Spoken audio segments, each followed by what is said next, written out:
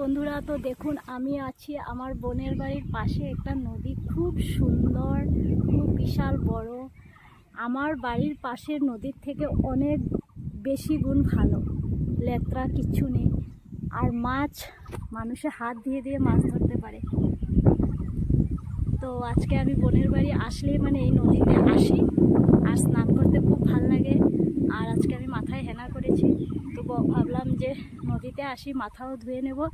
আর আপনাদের সঙ্গে যে নদীটা যে এত সুন্দর আপনাদের সঙ্গে শেয়ার করবো। আমি যেহেতু সব কিছু শেয়ার করি, তো এটাও আমি শেয়ার করার জন্য নদীতে এসে গেছি। আর এত সুন্দর নদী যে আমার নদীর থেকে উঠতে মন যায় না। আর নদীর থেকে ওঠার রাস্তা হলো এই পিছনের দিকে দেখতে পাচ্ছেন রেড কালার যে সালভার পরে যাচ্ছে আমার বোন।